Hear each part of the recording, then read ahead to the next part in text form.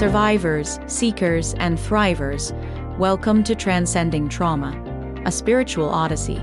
I'm Shari Lee Roberts, living proof that transformation is real. Get ready for powerful insights, inspiring stories, and a little laughter along the way. I know from my own experiences that the journey you took, your childhood must have been pretty awful. Can you start there? Yes, I'd love to start there. So basically, I was raised with alcoholic parents. I had parents that made me feel like I was just not enough. I was not pretty enough. I was not smart enough. I was not skinny enough. Everything, And sometimes parents, they don't say that you're not enough, but their actions can show it. And so I was raised with a bully for a brother. And then they would go out and they would be drinking. And then that left me with abandonment issues, trust issues, so forth. And then in kindergarten, when that's supposed to be your most independent day of your life, I had a little boy named Jim Brocky that came up to me 5 minutes after I said goodbye to my mom. I was in this cute little dress. My hair looked really pretty. And then he came up and he said 3 things to me that held me hostage for many, many years. 1, why does your hair look like it's been put in a light socket? 2, why does your clothes look like it came out of a dumpster? And 3, why are you so ugly? And believe it or not, that haunted me through my childhood. It haunted me through my junior high school days, my high school days, up until the time I was 30. And then I went on a spiritual discovery to find out who I was, because people kept telling me that, you're going to make a great leader someday, or in my church, and, oh, I love your dress, or I love your hair. And I'd just be spitting these compliments right back in their face. And so that's what happened in my childhood. But I also had grandmas that made me feel less than enough, because they were like, why can't you be like your cousins? Or why can't you be like so-and-so? And those were really hurtful times. And so I grew up very shy, introverted. And then through all that, I became a ice skater and a dancer when I was 5 years old. And I was very popular during those times. It was just at school that really was the challenge for me, because this guy was following me around every home room, because we both had the last name spelled with a B. And it was torture, complete torture. Okay, so I get you, and everything you said. I have an older sister who was more beautiful, smarter, according to everyone. So it was, oh my God, I am not her. I can't measure up. I got it. Keep going. Wow. It is rough when we have siblings that don't know how to treat us right. Yeah. Keep going with your story. Okay. Thank you. When I was 27 years old, I thought I met the man of my dreams. He whisked me off my feet. He bought me presents. We were blissfully in love, and we were very compatible. And I thought that was going to be my soulmate. And when I was I was up at his parents' house, and he was out fishing, and then his mom got a phone call, and we were going through baby pictures, and I was like, oh my gosh, oh, he's so cute. Oh, that's my husband. He's so cute. And so so basically when his mom got a phone call, so I was by myself going through these. And then what happened was I ran into a document underneath all the baby pictures and stuff. And it read my ex-husband's name versus the state of Indiana penitentiary. And that definitely got my attention. Yes. And so wait, hold on. You were what age? And were you married at that time? Yes, we were married for 3 months. 3 months. Yeah. And so I read this document, and it said my ex-husband's name versus the state of Indiana penitentiary in lieu of he killed a man, hit him over the head with a lead pipe, dragged him in the woods to die, and he was 66 years old. And see, my ex-husband told me that he had been in the Marine Corps for 9 years before we met. But then that day, I found out that he had been lying to me. He had actually been in prison for those 9 years. So your world just shatters like glass. All of a sudden I'm realizing, oh my gosh, I am married to a murderer. And so I got my purse. I ran out of the house. He had my car keys, so I walked on foot. I went to a restaurant, told the restaurant manager, you need to hide me. He knew who we were because we visit the restaurant frequently. Yeah. And so I called my mom and dad, and I said, listen, you need to come and get me. Don't ask any questions at this time. So they came and got me, took me back to their house. About an hour later, here comes my ex-husband. He walks towards the front door, and my dad walked out with a shotgun and said, you're not taking my daughter anywhere. Well, what happened is that he said, well, listen, if she doesn't come back with me right now, then I'm going to go home and kill her precious cat. And then I'm going to come back for you, old man. So I ended up having to go back with him that day in the car. And it was living hell. And because his secret was out, now he flipped a switch. And so we got into the house, and that's when he started abusing me, hitting me in the face, trying to break my bones, and so forth. So what happened is that he stayed in the house, but he'd go out and have affairs and then come home to tell me about it. And it was torture. Sherry, I was held hostage in my house.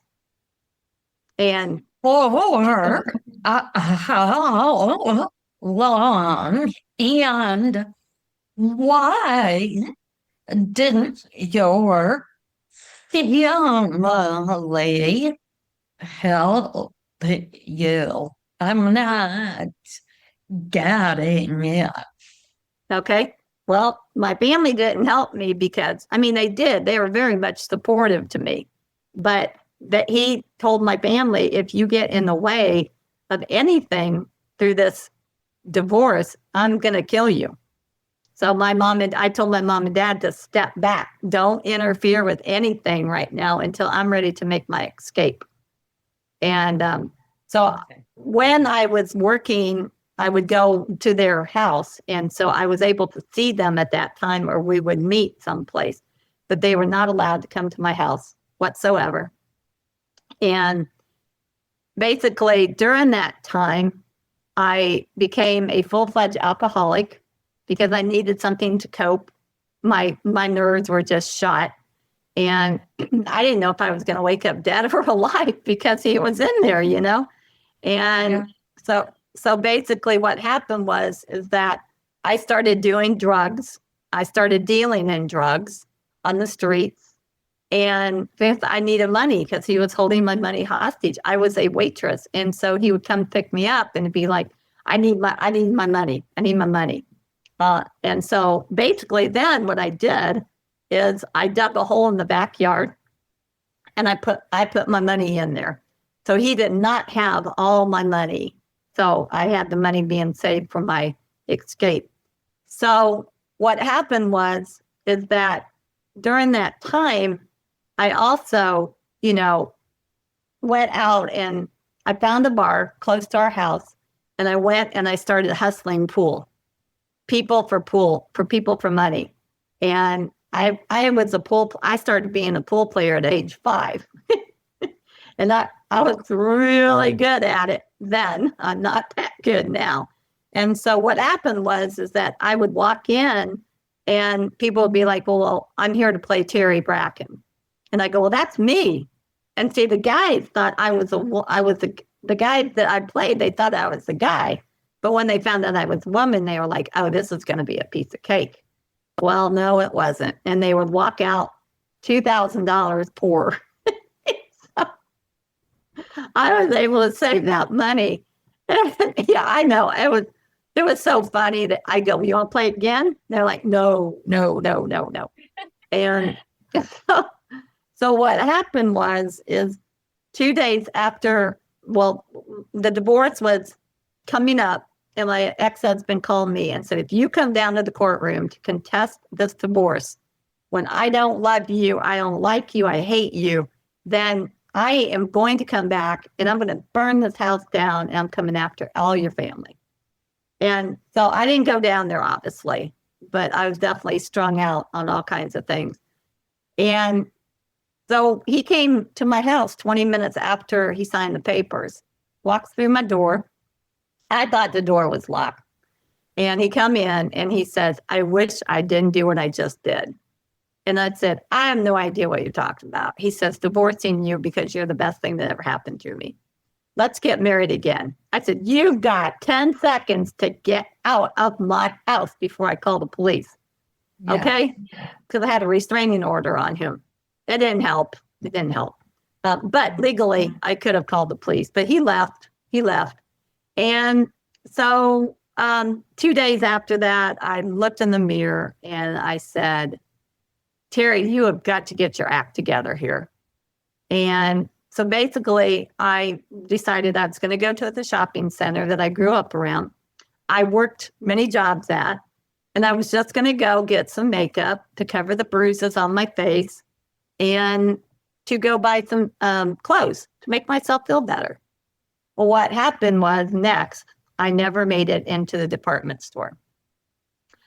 I had a man approach me, and I thought he was going to ask me the time of day. He did not. Instead, he walked me back to my car with a knife to my throat, and he attempted to rape me. However, I lied my way out of this completely. I told him I just escaped out of the mental institution. I did. That's not true. I told him my husband carries a .357 Magnum. That was not true. I told him he worked as security guard. That was not true. But I think I scared the man. So he drove me around the parking lot. And as he was driving, I was trying to get his profile in my head, in my mind, in my brain, and everything else. Excuse me.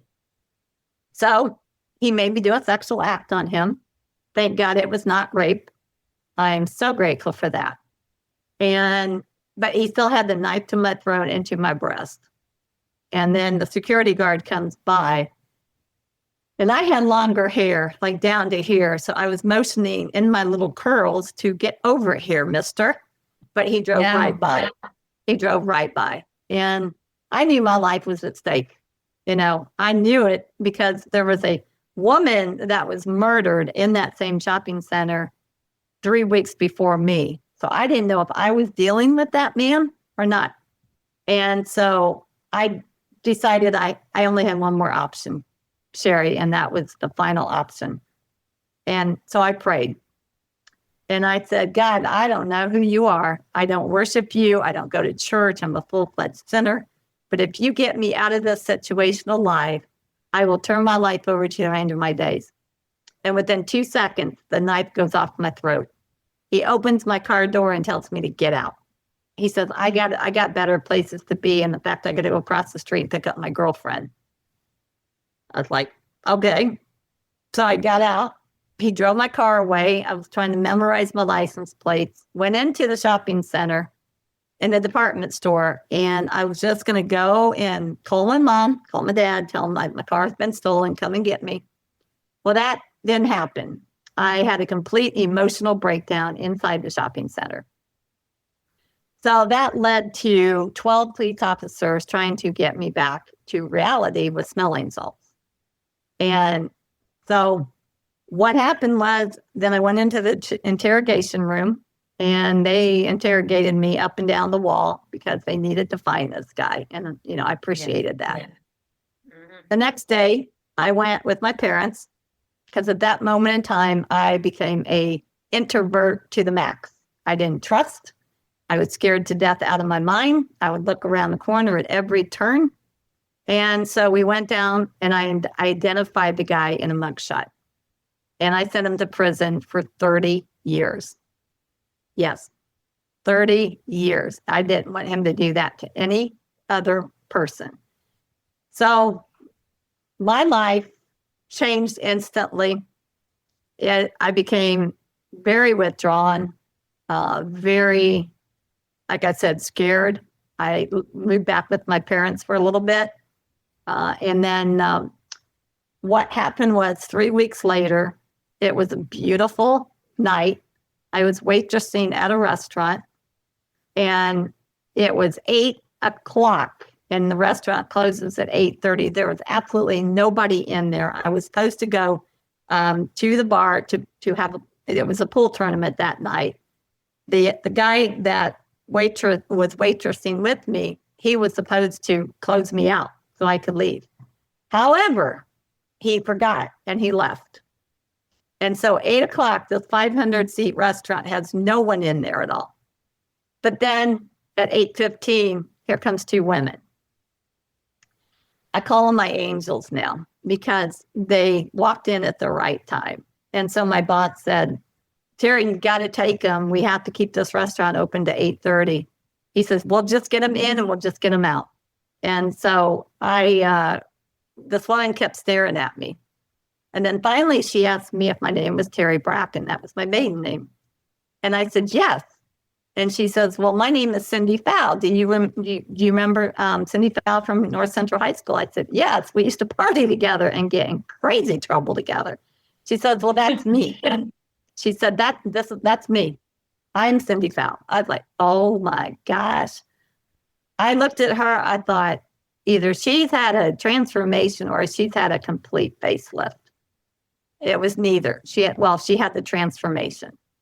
So here, being the alcoholic I am, I invite her to go out and have a drink, and she invites me to her boyfriend's Bible talk.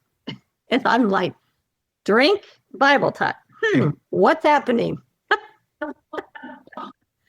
So she got my number, and then we went and hung out. And then gradually, I started going to her boyfriend's Bible talk. And as of tomorrow, I have been now walking with God for 38 years. And my life changed forever. And that's why I call them my angels. That is so prophetic and amazing. I'd like to go back a little. So you had a normal childhood.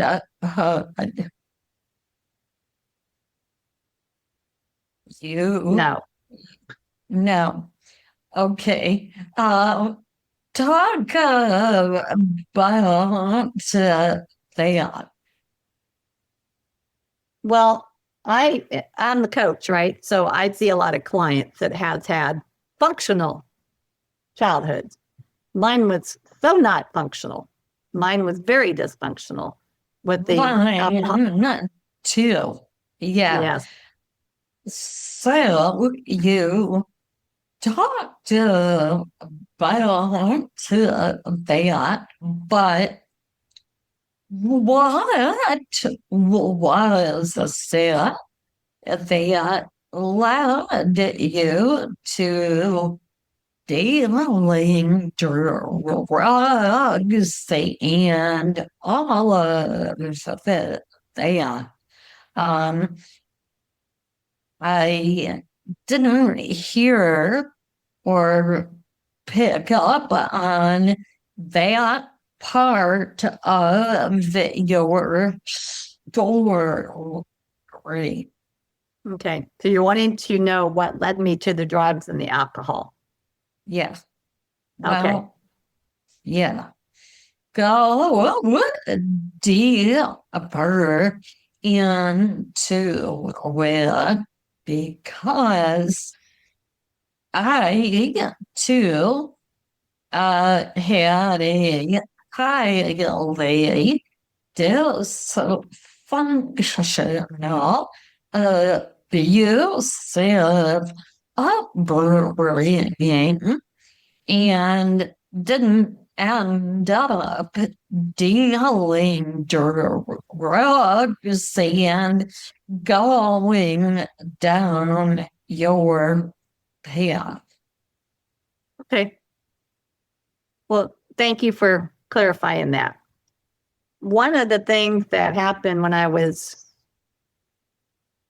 when I was 17, I fell in love with a man, and we would always be going out to the bars.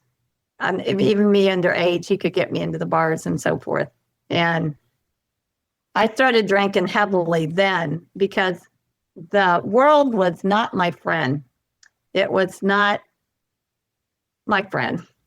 And, with my parents always nagging me and criticizing me and all of this other stuff, the only way I felt like I could cope was definitely to drink. And at that time, I was more of a social drinker. And, I worked. I held a job down and everything. And then when the situation with my ex-husband creeped up, that's when I became a full-fledged alcoholic. But through all of this, I started drinking at a very early age. And just life in general wasn't good to me back then. I was bullied a lot and definitely ridiculed by my parents and my grandparents, and just making me feel like I wasn't enough. So the only way I felt like I could cope was to drink, because I was a miserable, miserable person, because I was listening to what people were trying to tell me who I was when I absolutely wasn't. It took me a long time to get me through this journey. Yeah, it is so profound and key. What you just said, it took you a lot of experiences and enlightenment to realize that the people in your life were holding you back. I got it. So now tell me when okay, so we know when you realize that it wasn't working, your life, your community, your people were not working. What did you do? You're saying when my community wasn't working? Okay. That's where I probably turned to drugs more than anything. Yeah. Because I did not know a lot of people since I was being isolated. I was being held hostage. So I didn't really get out as much as I should have, but still I made my escape. And that's when my community blossomed because I had so much support, so much love, you know. That's when my family was actually able to come over and see me because I was in a different location that he did not know about. Oh, yeah. Share that moment when you finally told your family and community you needed help and how you told them. Well, it was beautiful because, you know, it was like I felt freedom for the very first time in a long time. I felt, wow, you know, he's gone out of my life. I don't have to look at every certain turn. How this all happened was my girlfriend at that time, she moved into a different apartment complex and there was no street signs. It was a brand new complex. So she invited me and my cat to live with her. And so that's when my community started because then my parents could come over and love up on me and not have to worry about him coming around the corner to shoot them or kill them, you know. So that was a beautiful thing. And plus I was able to drive myself to work. And I didn't have to worry about him being out there because we had a restraining order at the restaurant too. And so it was just a beautiful, beautiful moment for me because I was my own person again. Not that I had. Go ahead. Yeah. How did you come to that moment of reckoning? Like, I am done. I am moving on. I am just, I'm not dealing with it anymore. Are you talking about my ex-husband? Yeah. Okay. Well, definitely after I went through the attack, you know, I had to go through some psychiatrists and counselors and so forth like that. And that's where I started seeing myself getting my backbone back. You know, it was like, I am not going to let another man hurt me ever again. You know, so I'm starting to get my grit back. And it got to the point where even when I started getting back out socializing, which it took me a while, and the men in the bars where I was dancing like a Holiday Inn or something with my friend, they would come up to me and they would say, "Hey, you want to dance?" You know, I'd be like, "No, oh, thank you." And then I remember one time that this guy just kept bugging me. So I hate to say this, but remember, this was before my Christian days, but I actually hit him and told him to get out of my face. so, yeah. So I was like, you're a man, stay away from me, you know? Yeah. But then after I started studying the Bible with some women and really trying to find that intimacy with God, everything changed. I became so much more of a confident woman. I was like, I am not going to allow any circumstances or anybody to ever affect me again. Nobody's going to steal my power back. And so when I went on my own journey, shortly after that, I took all my power back away from these people. And that's what I share with my clients. I'm going to get all that power back. You do not need to be walking around the face of this earth having somebody else have your power, because it's going to hold you back for the rest of your life. I agree 100%. That is when true transformation happens when we step back into our power. So now tell us, or me, once you did that, what happened? And how?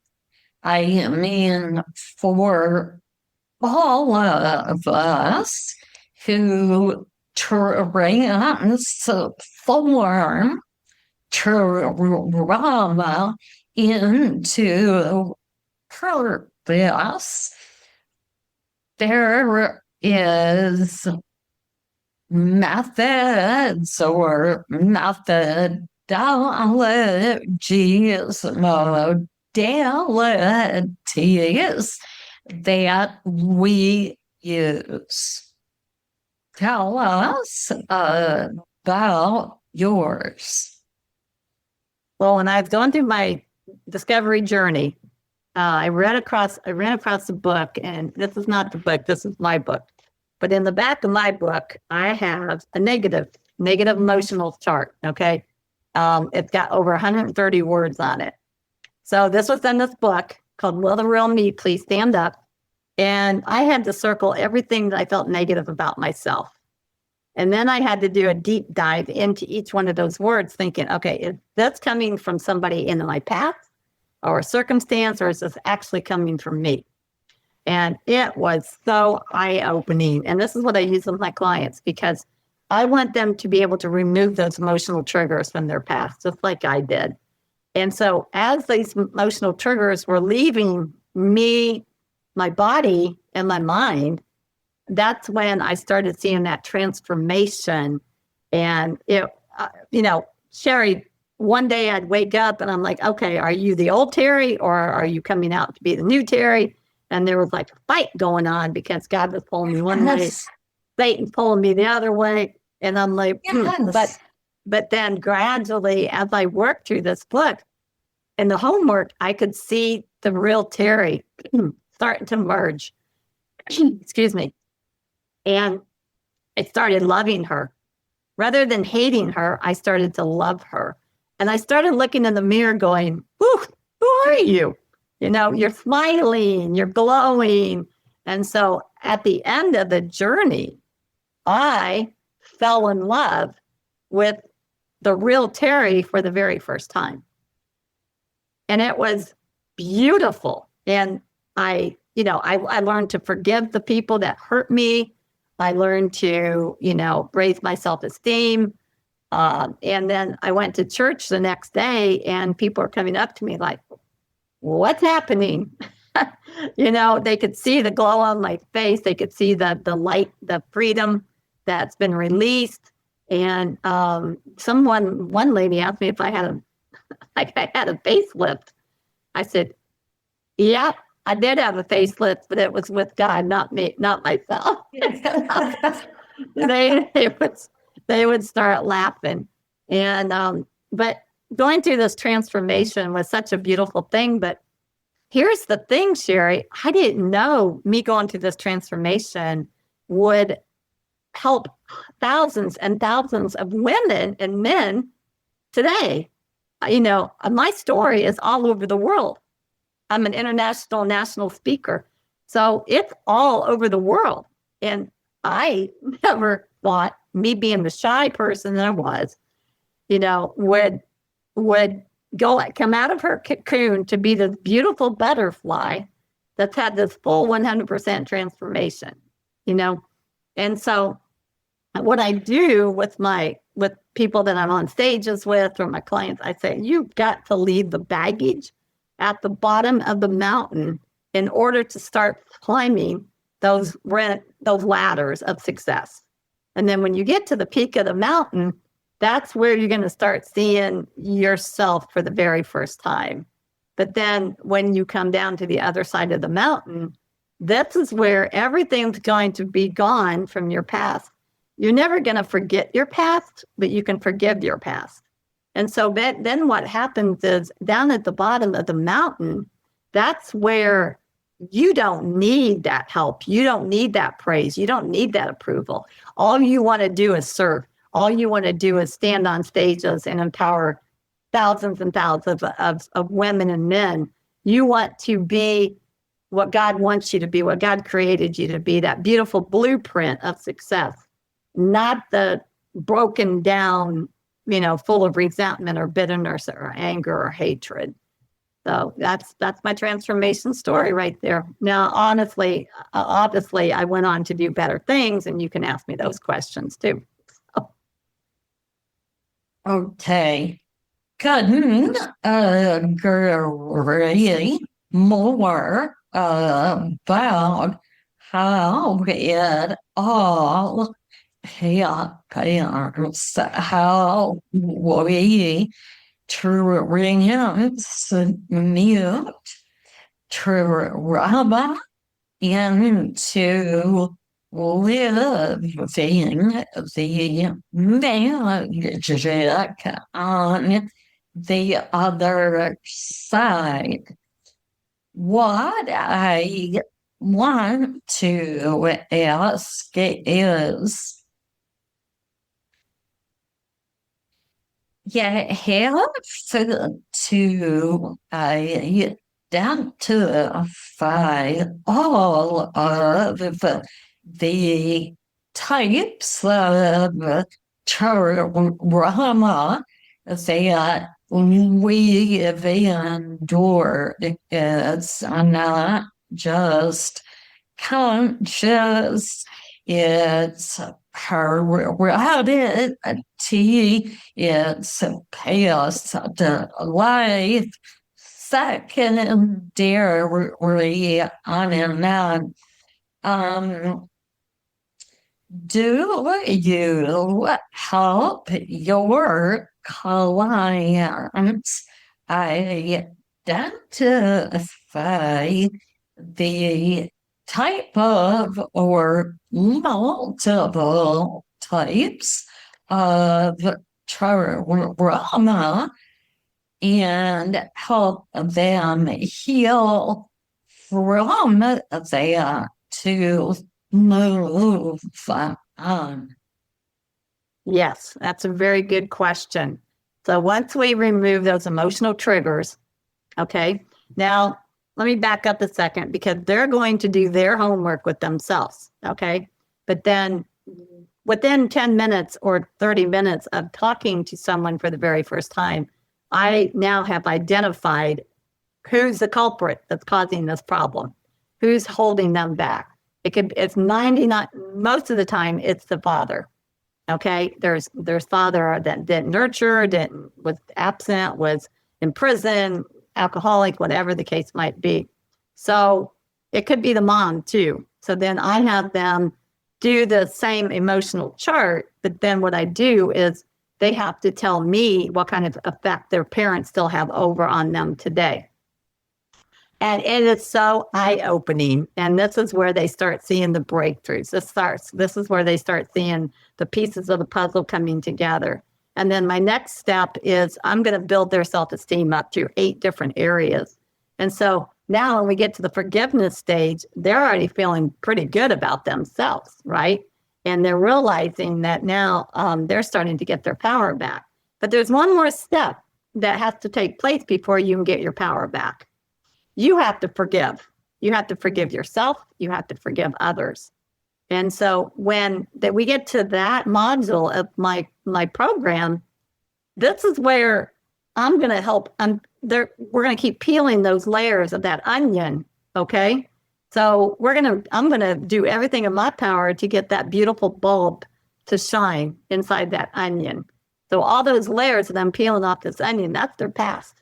And they're seeing it. They're seeing it. And it's amazing because you can just see the spark in their eye coming back. You can see the sparkle. And so after I do all that, then we go into goals and dreams. And by that time, they are ready to leave my nest. And they are they've already had their complete transformation. So it's a beautiful thing. You know, when I'm interviewed, a lot of times they're like, well, what is your ratio of people coming back to you once you release them? I can honestly tell you, I probably have a 5% ratio. Yeah. Right. Yeah. Okay. Yes, part of your healing and sending them off.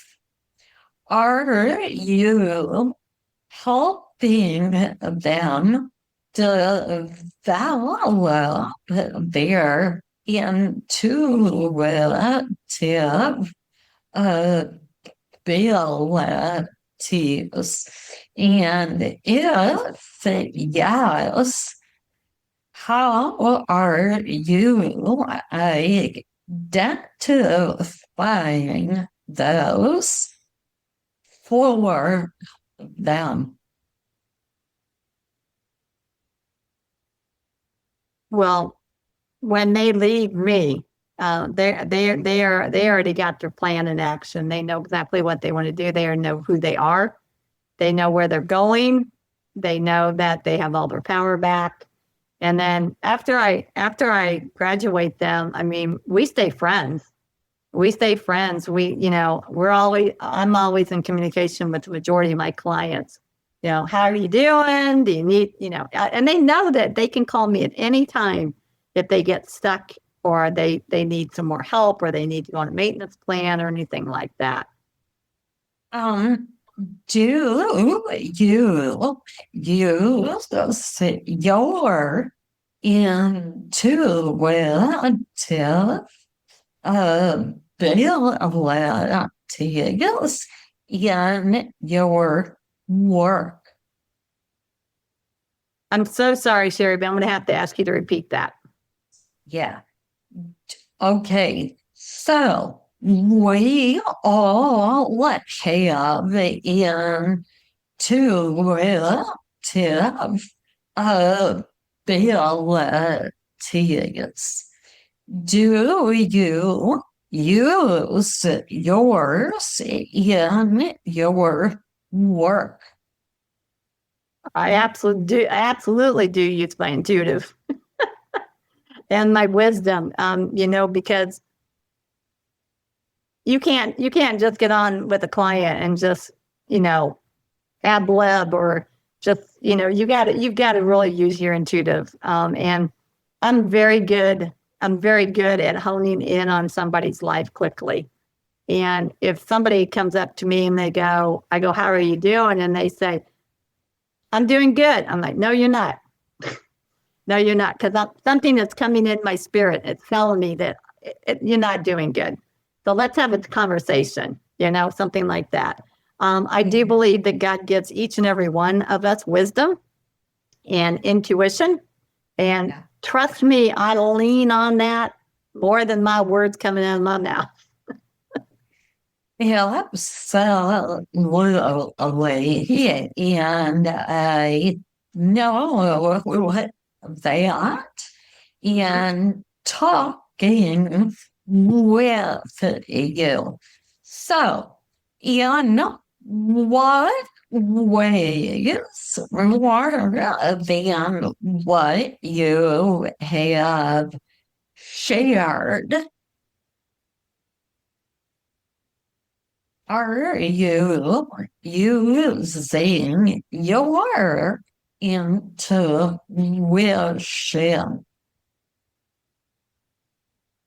Yep. Because after I found who I truly was. And it was not more than probably 2007. I went to do a fundraiser through my company for a domestic violence organization. And my husband and I would normally have 50 to 60 people there at these fundraisers to raise money. And that night, something just didn't go right. And next thing I know, there's only 5 of us women sitting around the table. And I called my husband. I said, don't even come, because he would pick up the products and show the products and everything. I said, don't even come. And I said, I don't know what's happening, but we only have 5 people, and that's including myself and the pastor. And so I went to the restroom, and I was almost devastated, because I really wanted to raise money for this organization. But as I was in the restroom, I looked in the mirror and I said, my intuitive nature said, something is going down tonight. I just don't know what it is yet. I could feel it. And so I went out and I took, and the people that were there, they've already seen my presentation millions of times. Okay. Well, I'm exaggerating there. So the pastor is talking about domestic violence statistics, guns going off in children's ears by their bed and everything like that. And we are all sitting around that table, and we are all domestic violence survivors, okay, except for the pastor. And he says something that I'll never forget. He says, ladies, there's a need for an organization like us on the west side of Indianapolis. And I believe you ladies are being called to do this. And I'm looking at each one of them going, what did he just say? And then I'll never forget this. He puts his pencil in his mouth and he's rocking in this chair. And then he looks at me and he said, Terri, I just met you tonight, but I believe you're being called by God to lead this. And I was like, whoa, where did that come from? And so I said, well, I've always wanted to open a pet shelter. And he says, well, the women need a shelter more than the pets right now. And so I could not sleep that night. I didn't know what was happening. And so the next day, all my friends were calling each other going, I don't know about you, but I couldn't sleep last night. They're like, yeah, I couldn't either. I said, okay. I said, God is doing something here and we have to figure this out. So can you all meet in my living room tonight and let's talk this out? And so we all got in my living room and I told the ladies, I said, we have 2 choices here. We can obey God's calling or we can reject it. Well, to make a long story short, along with some other courageous women, we opened the center in 2007. And it's still going strong today. I was the first executive director. I'm now, obviously I will stay the founder for the remainder of my life. But during that time, we got to serve over 5,000 women, children, and family pets. I did open a foster pet program, the first one ever in Indiana. So I was very, very humbled by that. We saved so many animals. We saved so many children, so many family women and children, and we even saved men because men are abused too. So I wanted to share with the audience right now, if you have a mess like I did, you need to turn that into your story. That needs to become your message. You need to be on stages. You need to be on podcasts. You need to write books. If you have a story that's so significant that that you can change somebody's life, that I'm going to really highly challenge you to do this. Because if somebody would have told me 14 years ago that I would be a speaker, I would be a coach, I would be a radio talk show host, I would be a best-selling author, I would now have a movie coming out about the 2 situations that I shared with my ex-husband and the sexual assault. I have a movie coming out next month. I would have told you that you're crazy because I didn't believe in myself. I didn't believe in myself, but other people did, and I had to go along with them because now I definitely see what they see. I'm now a courageous woman. I sparkle, and all I want to do is help other people to get where I'm at. And I'm not saying that in a prideful way. I'm saying that in a very humble way. And so now I'm writing my second book, and I'm now interviewing to be on cruise lines as their speakers, as their speaker. So I'm always moving fast. But you know what? There's a story to tell, and I want to be sharing it to the entire world. So. Well, you say you and all of that. First off, I believe about what you've been through, and then growth bother to get to where you are. I would love to get on stages, tell my story to help like you were globally. Also,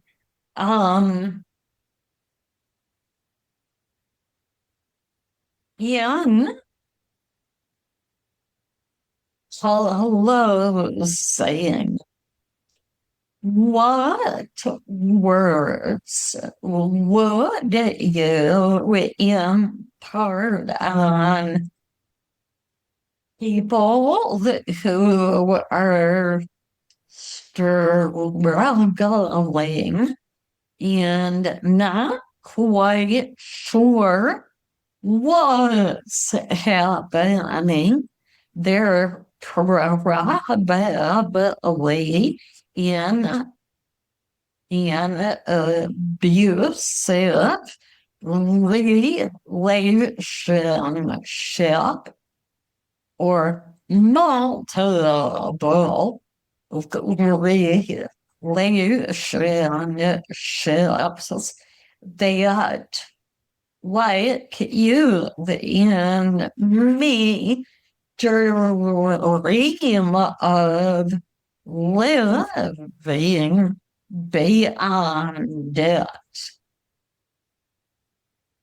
Beyond what? I'm sorry. Yeah, living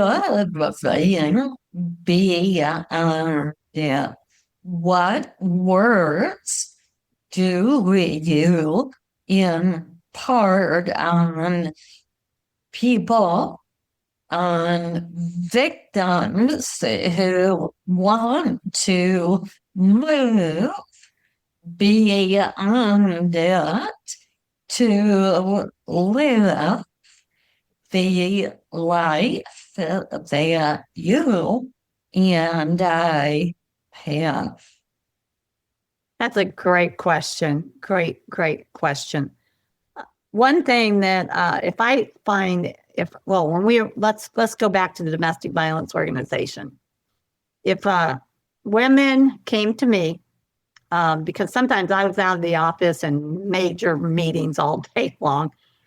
One of the things if I was able to sit down with the victims, I would tell them this, that if you feel you are in danger and you cannot handle the situation anymore, get out. Get out now.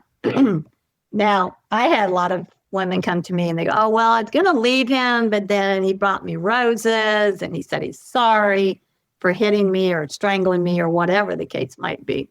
And I just look at them and say, my ex-husband did that to me and nearly almost cost me my life. So you get out, and I don't want to see your body being carried out in the body bag on TV. And so that would resonate with them. That would really spark them to think, she is real. She is not joking around. And the other thing is too, if they are struggling, like right now, 1 in every 4 women are being abused in the United States. 1 in every 4 women. And it's rapid out there. You know, children are being abused, pets are being abused, men are being abused. So what we have to do in that kind of situation, we have to be overly aggressive with them. So something will rattle in their brain thinking, shoot, I need to leave this guy.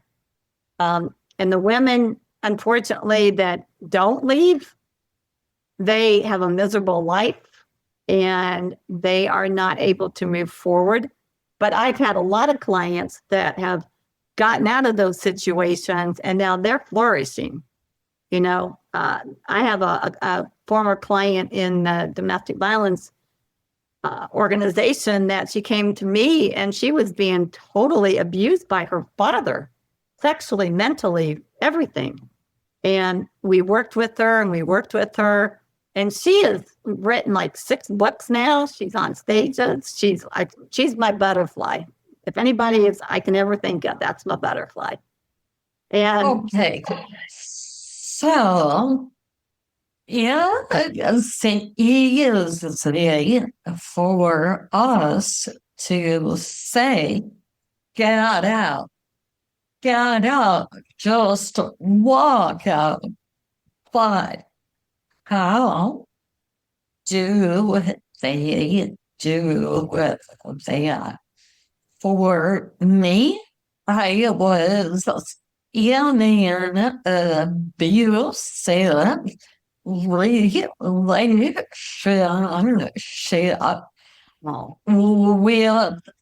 family around me, yet couldn't tell them what was happening. So we need to give a clear pathway to victims, women, men, children, to get out. How do they get out? okay. Well, the first thing that we do is we help them come up with a action plan, and that we give them a list of things that they need to collect. And when they're ready to make that escape, then they have all the prescriptions. They have, pet bowls. They have the child's toys, everything. But what we tell them is hide it in the trunk, take it to a friend's house, to be ready when that magic moment happens where you can escape away from your abuser. The other thing is, like me, I was held hostage with my money, so I had to dig a hole in the backyard.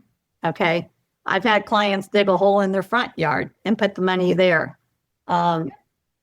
It's you gotta prepare them for their escape. But what I always told them is, when it's getting heated, that's when you need to call the police. You know, I always try to tell people, I know your love is strong for that man, but you do not deserve to be treated that way. He should not be hitting you. He should not put his hands around your throat. He should not be manipulating you or saying, bad things about you. And that's all you can do, Sherry. You can't wave that magic wand in front of them. That has to be their choice to leave. Yeah. True. Right. So tell us more about your upcoming movie or short movie. Yes. Well, I'm very excited about this because I always wanted to get my story out there. Yeah. And I was doing a networking meeting. I was a guest speaker, and there was a film producer on there. And she reached out to me and she said, I need you to talk with somebody in Greensville, South Carolina. And so I went, so we talked on it, and I shared my whole and complete story. And then she said, well, I need to go back and I need to talk to the screenwriter and our team and see if they'd be willing to even pick up this story. And so then the screenwriter wanted to interview me. And so then it just kept going and going. I constantly telling my story and looking over the screenwrite. And so then we went up in March. My husband and I, up today, at almost 31 years, we went up to Greensville, South Carolina, and we went and filmed the movie. And it was an all day, all night experience. My husband played the detective down at the police station. And so the woman that played me at age 27, she did a fantastic job. I'm not in the movie because I'm the old Terri, but I'm at the end of the movie. And so it was just phenomenal. I've never had any experience like that. And so as a result, this movie is now in the final editing process, and it will be shown at my church on August 23rd to a live audience for the very first time. And so I have a Hollywood movie premiere night. I've got the red carpet. I've got the red, gold, and black colors. I got a popcorn machine we're renting. I've got movie candy. A lot of my friends are making desserts. It's a dressy affair. And I have a professional photographer coming. And what I'm hoping for this movie is, and if anyone is a prayer warrior out there, please pray for this, because I want this movie to go all over the world. I want a film producer that's going to pick me up, that's going to invest in this movie, and I want it to go into a Netflix documentary. This story needs to be told from beginning to end, just like I shared with you for the last hour. Yes. So I'm very, very excited. Okay, so the name of your movie is, and how can people watch it? Okay, great question. So that once this movie is over with on the live premiere, then they're gonna put it on social media. So it'd be all over social media channels. It'd be on YouTube, probably Spotify, and different things like that. And so everybody needs to go on to Terri Moore Coaching Services Facebook group and like me, and then that will be where you're going to be able to find it. And the other thing is too, I lost my train of thought. But anyway, the movie is definitely, my goal for this movie is, I don't want women to think they're alone in their traumatic situations and their trauma. I want everyone to know that at any age in your life, you can still grow, you can still change, and you can still make peace with your past. And know that it's just a mindset change. Do I want to live in my past, or do I want to live in the present? Do I want to stay in this rut, or do I want to move forward and become something great? And so that's the beauty of this movie. And like I said, my vision for this movie is this movie needs to go all over the world. Yes. Absolutely. Thank you. And before we end, what is your website address? Sure. And also, if anybody's interested in purchasing my book, Face to Face with God, My Best Friend, this is a spiritual connection book. This is not a religious book. And you'll definitely, I guarantee that you'll grow closer with yourself and your relationship with God. It is on my website, but I'm just about ready to share. But so it is www.terri, Terri, more coaching, coaching.com. So it's www.terrimorecoaching.com.